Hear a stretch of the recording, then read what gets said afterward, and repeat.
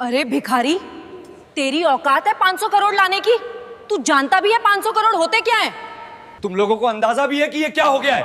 500 करोड़ रुपए गायब हैं। अगर ये पैसा अभी के अभी वापस नहीं आया तो मैं बर्बाद हो जाऊंगा। अगर कोई 500 करोड़ रुपए वापस ले आया तो मैं उसे 10 करोड़ रुपए इनाम दूंगा। सुबह के ठीक 7 बजे थे। शहर अभी पूरी तरह जागा भी नहीं था, लेकिन मेघराज चौक पर कूड़े की गंध और बसों का शोर पहले से मौजूद था। वहीं फुटपाथ के किनारे फटे हुए बोरे के साथ 12 साल का नील झुका हुआ था। वह प्लास्टिक की बोतलें और टूटी तारें चुन रहा था। उसके हाथों पर जमी गंदगी स्थायी लगती थी, जैसे किसी ने उस पर अनदेखा होने की मुहर लगा दी हो। नील बोलता कम था। लोग समझते थे वह डरपोक है या मंदबुद्धि। सच्चाई यह थी कि वह सुनता बहुत था। बातें, आवाजें, मशीनों की। जब लोग बोलते थे वह शब्द पकड़ता था। जब मशीनें चलती थीं वह पैटर्न पकड़ता था। ठीक उसके सामने शहर का सबसे बड़ा निजी बैंक खड़ा था। शीशे की ऊंची इमारत। हर सुबह काली गाड़ियों से सूट पहने लोग उतरते, मोबाइल पर चिल्लाते हुए अंदर जाते।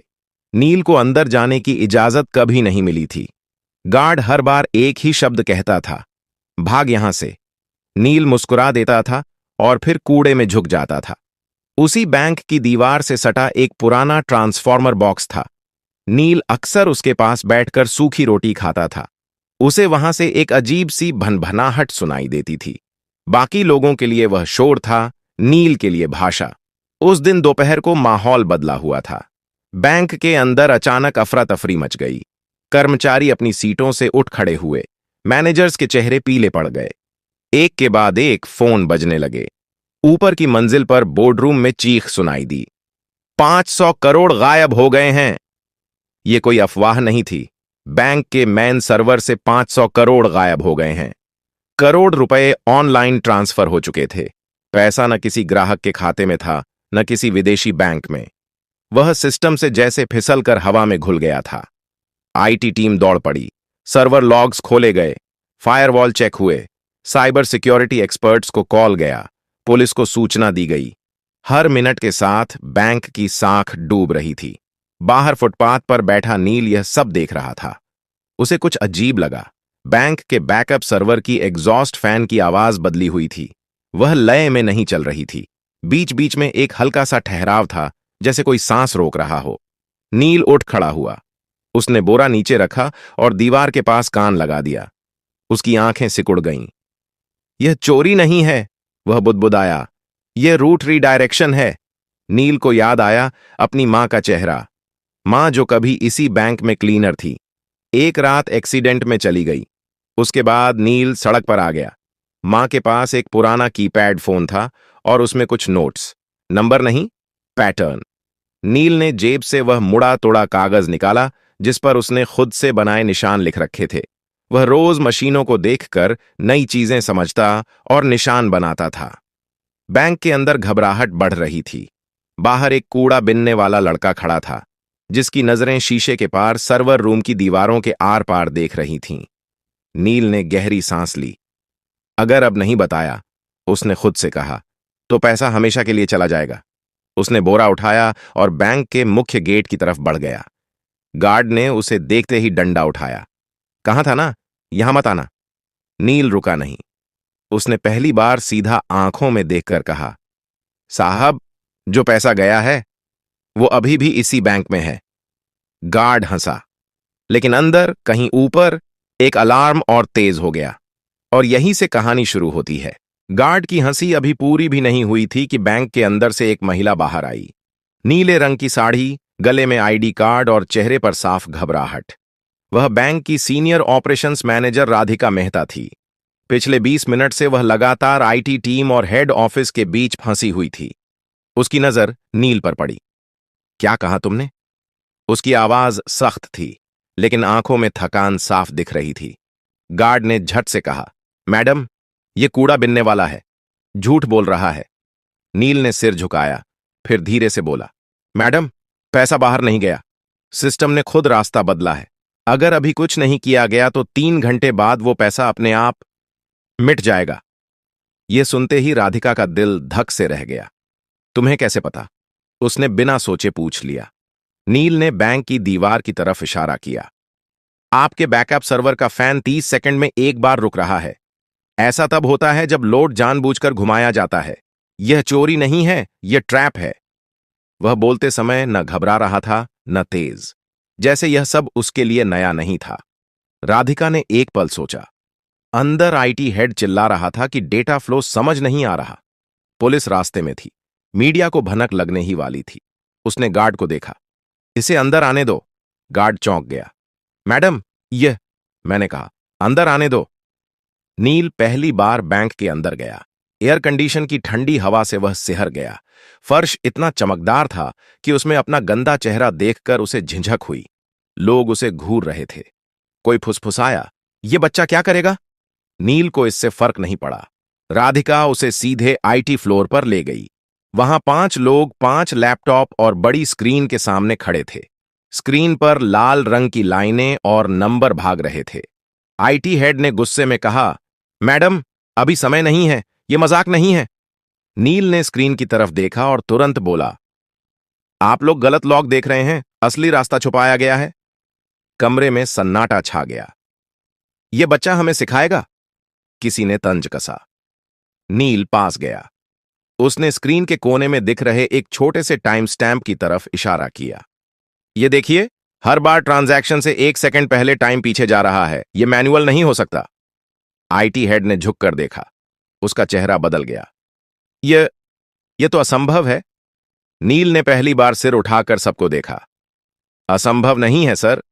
जिसने यह किया है उसने पैसा चुराया नहीं, उसने बैंक को खुद से लड़ने पर मजबूर कर दिया है। राधिका की आवाज कांप गई। तो पैसा वापस आ सकता है? नील ने हल्की सांस ली। आ सकता है, लेकिन अगर देर हुई तो नहीं। घड़ी की टिक टिक तेज लगने लगी और उसी पल नील ने कहा, मुझे एक कंप्यूटर चाहिए। इंटरनेट नहीं, सिर्फ लोकल एक्सेस। कमरे में कोई बोला नहीं। पहली बार बैंक के सबसे बड़े संकट में सबकी नजरें एक कूड़ा बिनने वाले लड़के पर टिकी थीं। और नील जानता था, अब पीछे हटने का कोई रास्ता नहीं है। कमरे में एक अजीब सा सन्नाटा था। एयर कंडीशनर की ठंडी हवा चल रही थी, लेकिन किसी को ठंड महसूस नहीं हो रही थी। सबकी नजरें नील पर थीं। वह कुर्सी पर बैठा नहीं था, वह खड़ा था, जैसे बैठना उसके लिए फालतू की चीज हो। आईटी हेड ने हिचकिचाते हुए एक सिस्टम उसकी तरफ घुमा दिया। यह लोकल मशीन है, नेटवर्क से कटी हुई। अगर कुछ गलत हुआ तो भी फर्क नहीं पड़ेगा, नील ने बीच में कहा। जो नुकसान होना था वो हो चुका है। उसने कीबोर्ड को ऐसे छुआ जैसे कोई पुराना दोस्त हो। उंगलियां गंदी थीं, लेकिन चलने में झिझक नहीं थी। स्क्रीन पर एक काली विंडो खुली। राधिका ने घड़ी देखी। नील, हमारे पास ज्यादा समय नहीं है। नील ने सिर हिलाया। मुझे पता है। उसने टाइप करना शुरू किया। कोई तेजी नहीं, कोई दिखावा नहीं। हर कमांड सोचकर, जैसे वह पहले ही यह सब कर चुका हो। आईटी टीम स्क्रीन पर उभरते टेक्स्ट को पढ़ने की कोशिश कर रही थी, लेकिन वह उनकी समझ से बाहर था। एक इंजीनियर ने धीरे से कहा, यह तो सिस्टम के अंदर का रास्ता है, यह एक्सेस हमारे पास भी नहीं है। नील बोला नहीं। उसने अगली लाइन डाली। अचानक स्क्रीन पर एक मैप खुला। यह किसी बैंक अकाउंट का नहीं था, यह डेटा के बहाव का नक्शा था। तीर, घुमाव, बंद रास्ते। नील ने एक जगह उंगली रखी। यहीं फंसा है पैसा। लेकिन यहां तो कोई अकाउंट ही नहीं है, आईटी हेड ने कहा। नील ने उसकी तरफ देखा। क्योंकि यह अकाउंट नहीं है, यह एक खाली कमरा है। सिस्टम ने खुद बनाया है। राधिका की आंखें फैल गईं। सिस्टम ने? हां, नील बोला। जब किसी को सिस्टम के दिल तक पहुंचने की कोशिश करते पकड़ लिया जाता है, तो पुराना कोर एक फर्जी रास्ता बना देता है। पैसा उसमें चला जाता है। बाहर से लगता है चोरी हो गई, लेकिन असल में सिस्टम खुद उसे छुपा लेता है। कमरे में किसी ने सांस तक नहीं ली। आईटी हेड ने धीमी आवाज में कहा, लेकिन ऐसा फीचर तो कहीं डॉक्यूमेंटेड नहीं है। नील ने हल्की मुस्कान दी। क्योंकि यह फीचर नहीं है, यह डर है मशीन का। उसने अगला कमांड डाला। स्क्रीन पर लाल चेतावनी चमकी। वार्निंग, डेटा कोलैप्स इन 17 मिनट्स। राधिका के हाथ कांप गए। इसका मतलब? नील ने कहा, अगर यह कमरा ढह गया तो पैसा किसी का नहीं रहेगा, न चोर का न बैंक का। आईटी टीम में खलबली मच गई। तो जल्दी करो, कोई बोला। नील ने पहली बार गुस्से से सिर उठाया। जल्दी नहीं, सही। उसने अपनी आंखें बंद कीं, कुछ सेकंड के लिए, जैसे दिमाग में कुछ जोड़ रहा हो। उसे याद आया वह पुराना मोबाइल, मां की आवाज, नंबरों के बीच का पैटर्न। चीजें सीधे नहीं चलती, वे घूम कर आती हैं। नील ने टाइप किया। स्क्रीन पर एक नया दरवाजा खुला। आईटी हेड फुसफुसाया। यह तो रिवर्स ट्रैक है, नील बोला। हां, अब पैसा वापस उसी रास्ते से चलेगा जिससे डर आया था। राधिका ने घड़ी देखी। 13 मिनट बाकी थे। नील की उंगलियां फिर चलने लगीं और बाहर बैंक के गेट पर मीडिया की पहली वैन आकर रुक चुकी थी। बाहर कांच के दरवाजों के पार कैमरे चमकने लगे थे। मीडिया को बस एक इशारे का इंतजार था। अंदर आईटी फ्लोर पर तनाव इतना गाढ़ा था कि जैसे हवा भी भारी हो गई हो। राधिका ने धीमी आवाज में कहा, अगर यह गलत दिशा में गया तो सिस्टम हमेशा के लिए लॉक हो सकता है। नील ने स्क्रीन से नजर हटाए बिना जवाब दिया, वह पहले ही लॉक है मैडम, बस फर्क इतना है कि अभी चुप है। उसने एक ग्राफ खोला। नीली और लाल लाइनें एक दूसरे के पीछे दौड़ रही थीं। बीच बीच में एक जगह ऐसी थी जहां लाइनें टूट रही थीं। यहीं से पैसा बाहर दिखाया गया है, नील बोला, लेकिन असल में यहीं से वह वापस लाया जा सकता है। आईटी हेड ने कुर्सी खींचकर पास बैठते हुए कहा, तुम यह सब कैसे जानते हो? नील ने पहली बार सच बोला, मैं मशीनों के पास बड़ा हुआ हूं। जब मां जिंदा थीं, वह रात की शिफ्ट में यहीं सफाई करती थीं। मैं बाहर बैठा रहता था। सर्वर रूम की आवाजें मुझे बातें जैसी लगती थीं। कोई कुछ नहीं बोला। नील ने अगला कमांड डाला। स्क्रीन पर एक नया संदेश उभरा, ऑथोराइजेशन रिक्वायर्ड। राधिका ने राहत की सांस ली। ठीक है, यह सामान्य है, हमारे पास मल्टी लेवल ऑथराइजेशन है। नील ने सिर हिलाया। नहीं मैडम, यह सामान्य नहीं है। क्यों? क्योंकि यह ऑथराइजेशन सिस्टम से नहीं आया, यह उस खाली कमरे से आया है जहां पैसा छुपा है। आईटी हेड का चेहरा सख्त हो गया। मतलब सिस्टम खुद तय कर रहा है कि किस पर भरोसा करे? नील ने धीरे से कहा, हां, और उसे आप पर भरोसा नहीं है। कमरे में एक अजीब चुप्पी छा गई। राधिका ने गहरी सांस ली। तो अब क्या होगा? नील ने अपनी जेब से वह मुड़ा तुड़ा कागज निकाला। उस पर टेढ़े मेढ़े निशान बने थे। अब हमें सिस्टम को याद दिलाना होगा कि यह किसके लिए बना था। उसने एक कोड डाला। यह कोई पासवर्ड नहीं था, यह समय, राशि और क्रम का मेल था। वही क्रम जिसमें बैंक हर दिन छोटे खातों को प्राथमिकता देता था। स्क्रीन पर अचानक हजारों छोटे ट्रांजैक्शन चमक उठे। 10 रुपए, 50 रुपए, 200 रुपए। आईटी टीम हड़बड़ा गई। ये क्या कर रहे हो? इससे सिस्टम और स्लो हो जाएगा। नील ने शांत स्वर में कहा, नहीं, इससे सिस्टम को भरोसा आएगा। राधिका ने हैरानी से पूछा, भरोसा? हां, नील बोला। मशीनें ताकत पर नहीं चलती, वे पैटर्न पर चलती हैं, और सबसे सच्चा पैटर्न है छोटे लोगों का पैसा। स्क्रीन पर चेतावनी बदलने लगी। Trust index rising. IT head ने आंखें मल लीं। यह मीटर पहले कभी नहीं देखा, नील ने कहा, क्योंकि आपने कभी सिस्टम से पूछा ही नहीं कि उसे क्या चाहिए। घड़ी पर नजर पड़ी। 7 मिनट बाकी थे।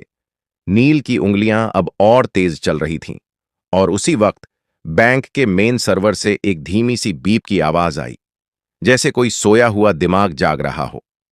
सभी समझ गए, अब वापसी शुरू हो चुकी थी।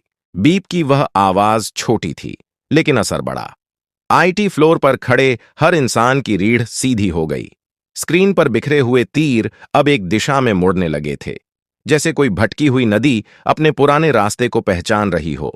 आईटी हेड ने हकलाते हुए कहा, डेटा फ्लो रिवर्स हो रहा है। राधिका की आंखें स्क्रीन से हट ही नहीं रही थीं। मतलब? नील ने बिना रुके जवाब दिया, मतलब पैसा लौट रहा है, लेकिन अभी सफर पूरा नहीं हुआ है।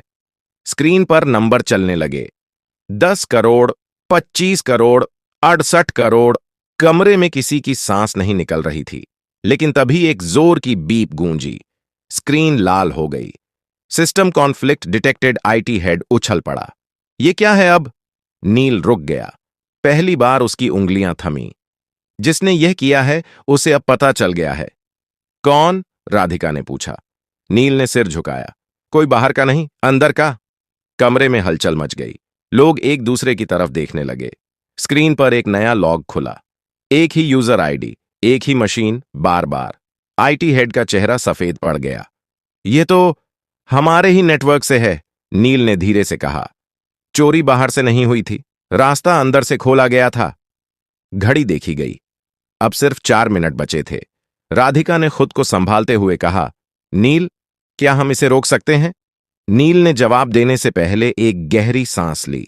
हां, लेकिन इसके लिए मुझे सिस्टम को पूरी तरह बंद करना होगा, 30 सेकंड के लिए। कमरे में हड़कंप मच गया। क्या? यह नामुमकिन है। पूरा बैंक ठप हो जाएगा। नील ने पहली बार सबको सीधे देखा। अगर नहीं किया तो पैसा आधे रास्ते में फंस जाएगा, न आपका रहेगा न चोर का। राधिका ने आंखें बंद कीं, एक पल के लिए, फिर बोली, करो। आईटी हेड ने चौंक कर उसकी तरफ देखा। मैडम, मैं जिम्मेदारी लेती हूं। नील ने आखिरी कमांड तैयार किया। उसकी उंगलियां हल्की कांप रही थीं, लेकिन दिमाग साफ था। उसे मां की आवाज याद आई, डर लगे तो भी सही काम मत छोड़ना। उसने एंटर दबाया। पूरे बैंक की लाइटें एक साथ बुझ गईं। कंप्यूटर, एटीएम, सब कुछ। बाहर मीडिया चिल्ला उठा, बैंक बंद हो गया, पैसा डूब गया। अंदर घुप अंधेरा था। फिर 1 सेकंड बाद, 2 सेकंड बाद, तीसरे सेकंड पर एक हरी लाइट जली, फिर दूसरी, फिर पूरी स्क्रीन। सिस्टम वापस आ चुका था और इस बार पैसे के नंबर एक एक करके सही खाते में लौट रहे थे। 100 करोड़, 250 करोड़, 400 करोड़। आईटी हेड की आंखों से आंसू निकल आए। हो गया। आखिरी नंबर रुका, 500 करोड़। रिकॉन्साइल्ड। कमरे में कोई ताली नहीं बजी, कोई चिल्लाया नहीं। सब बस नील को देख रहे थे। वह कुर्सी से नीचे उतरा, थका हुआ, खामोश। बैंक का पैसा वापस आ चुका था। अब सवाल यह था, यह चोरी किसने की थी और नील सच में कौन था? कमरे में सन्नाटा था, लेकिन यह डर का नहीं था। यह उस पल का सन्नाटा था जब इंसान समझ जाता है कि अब कहानी बदल चुकी है। स्क्रीन पर हरे रंग की लाइनें स्थिर हो चुकी थीं। 500 करोड़ पूरी तरह बैंक के खातों में लौट चुके थे। सिस्टम नॉर्मल दिखा रहा था, लेकिन लोगों के चेहरे अभी भी जमे हुए थे। राधिका ने धीमी आवाज में कहा, नील, तुमने बैंक को बचा लिया। नील ने कोई जवाब नहीं दिया। वह स्क्रीन को देख रहा था, जैसे किसी और चीज की तलाश में हो। आईटी हेड ने राहत की सांस लेते हुए कहा, हमें तुरंत यह पता लगाना होगा कि अंदर से यह किसने किया। नील ने गर्दन हिलाई। सिस्टम खुद बता देगा। कैसे? किसी ने पूछा। नील ने एक आखिरी लॉग खोला। यह आम यूजर लॉग नहीं था। यह वह लेयर थी जहां सिर्फ तब एंट्री होती है जब कोई सिस्टम को धोखा देने की कोशिश करता है। स्क्रीन पर एक नाम उभरा। कोई टेक्निकल कोड नहीं, कोई फर्जी आईडी नहीं, एक साफ नाम, बैंक के डिप्टी टेक्नोलॉजी डायरेक्टर का। कमरे में जैसे हवा निकल गई। आईटी हेड कुर्सी पर बैठ गया। यह मुमकिन नहीं है, नील ने शांत स्वर में कहा। मुमकिन है, क्योंकि उसे सिस्टम की आदतें पता थीं। उसने सोचा, सिस्टम मशीन है। उसे यह नहीं पता था कि मशीन याद भी रखती है। राधिका ने तुरंत फोन उठाया। सिक्योरिटी को ऊपर भेजो, अभी। कुछ ही मिनटों में उस अधिकारी को कमरे में लाया गया। चेहरा पीला, आंखें नीचे। वह कुछ बोल नहीं रहा था। राधिका ने सख्त आवाज में पूछा, आपने यह क्यों किया? वह चुप रहा। नील आगे बढ़ा। क्योंकि आप सोच रहे थे कि पैसा बाहर निकल जाएगा और सिस्टम आपको पहचान नहीं पाएगा। लेकिन आपने एक गलती की। आदमी ने पहली बार सिर उठाया। कौन सी? आपने छोटे खातों को नजरअंदाज किया, नील बोला। आपने सिर्फ बड़े ट्रांजैक्शन देखे। सिस्टम ने आपको वहीं पकड़ लिया। आदमी टूट गया। मुझे कर्ज में डुबो दिया गया था। मुझे रास्ता नहीं दिखा। राधिका ने सिक्योरिटी को इशारा किया, ले जाइए। जब वह बाहर गया तो किसी ने राहत की सांस ली, किसी ने शर्म की। नील अब दरवाजे की तरफ बढ़ने लगा। राधिका ने चौंक कर कहा, रुको, तुम कहां जा रहे हो? नील रुका। मेरा काम हो गया मैडम। काम? उसकी आवाज भर आई। तुम्हें पता है तुमने क्या किया है? बैंक, ग्राहक, पूरा सिस्टम। नील ने धीरे से कहा, मैंने सिर्फ जो गलत था उसे सही किया है। राधिका आगे बढ़ी। तुम्हें इनाम मिलेगा, नौकरी मिलेगी, पढ़ाई, सब कुछ। नील ने पहली बार हल्की मुस्कान दी। अगर आप सच में कुछ देना चाहती हैं तो एक काम कीजिए। क्या? बाहर जो बच्चे कूड़ा बीनते हैं ना, नील बोला, उनके लिए सिस्टम बनाइए, ऐसा सिस्टम जो उन्हें अनदेखा न करे। राधिका कुछ बोल नहीं पाई। नील दरवाजे से बाहर निकल गया। वही फटा बोरा, वही गंदे हाथ। लेकिन अब बैंक की दीवारें उसे देख रही थीं, क्योंकि सिस्टम तो बच गया था। अब इंसानों की बारी थी। बैंक के बाहर शाम ढल चुकी थी, लेकिन भीड़ कम नहीं हुई थी। कैमरे अब भी चमक रहे थे। रिपोर्टर एक दूसरे को धक्का देकर आगे आने की कोशिश कर रहे थे। सबको एक ही खबर चाहिए थी। 500 करोड़ कैसे लौटे? राधिका कांच के दरवाजे के पास आकर रुकी। उसके हाथ में माइक्रोफोन नहीं था, फिर भी आवाज साफ थी। यह बैंक की जीत नहीं है, उसने कहा। यह एक बच्चे की समझ की जीत है। भीड़ में हलचल मच गई। कौन बच्चा? कहां है वो? नाम बताइए। राधिका ने दरवाजे की तरफ देखा। नील जा चुका था। उसके कदम पहले ही फुटपाथ की तरफ मुड़ चुके थे, जहां उसकी दुनिया थी। टूटे डिब्बे, प्लास्टिक की बोतलें और मशीनों की आवाजें। उसे नहीं पता था कि पीछे क्या हो रहा है, लेकिन शहर को पता चल चुका था। कुछ ही घंटों में खबर फैल गई। एक कूड़ा बिनने वाला लड़का, बैंक की चोरी, 500 करोड़ वापस। सोशल मीडिया पर सवाल उठे। यह लड़का कौन है? इसे मौका क्यों नहीं मिला पहले? हमने कितनी नील जैसे बच्चों को अनदेखा किया। अगली सुबह बैंक के बाहर एक पोस्टर लगा। अगर आप नील को जानते हैं, हम उससे मिलना चाहते हैं। उसी सुबह नील ट्रांसफॉर्मर बॉक्स के पास बैठा था। उसने पोस्टर देखा, पढ़ा, फिर नजर हटा ली। उसके लिए पोस्टर नया नहीं था, नई थी लोगों की नजर। दोपहर तक नगर निगम के अधिकारी आए, फिर एक स्कूल की वैन, फिर एक महिला जो शिक्षा विभाग से थी। सब एक ही बात कह रहे थे, तुम्हें पढ़ना चाहिए, तुम्हें यहां से निकलना चाहिए। नील ने पहली बार सवाल पूछा, क्या पढ़ाई के बाद भी कोई मुझे सुनेगा? कोई जवाब नहीं दे पाया। शाम को राधिका खुद आई, बिना साड़ी, बिना पद के, सिर्फ एक इंसान की तरह। उसने नील के पास बैठकर वहीं सूखी रोटी तोड़ी। मैं तुम्हारे लिए कोई योजना नहीं लाई, उसने कहा। मैं बस ये पूछने आई हूं, तुम क्या चाहते हो? नील ने सोचा, फिर बोला, मैं चाहता हूं कि सिस्टम पहले पूछे, बाद में जज करे। राधिका ने सिर हिलाया। यहीं से एक बदलाव शुरू हुआ। बैंक ने एक छोटा सा प्रोग्राम शुरू किया। नाम नहीं था बड़ा, लेकिन असर बड़ा था। सड़क पर रहने वाले बच्चों को मशीनों के पास बैठने दिया गया। उन्हें हटाया नहीं गया, उन्हें सुना गया। नील वहां रोज आता था, अब बोरे के साथ नहीं, एक कॉपी के साथ। शहर ने पहली बार उसका नाम ठीक से बोला, नील, और यही नाम अब सिस्टम में दर्ज हो चुका था। अनदेखा नहीं, बल्कि जरूरी।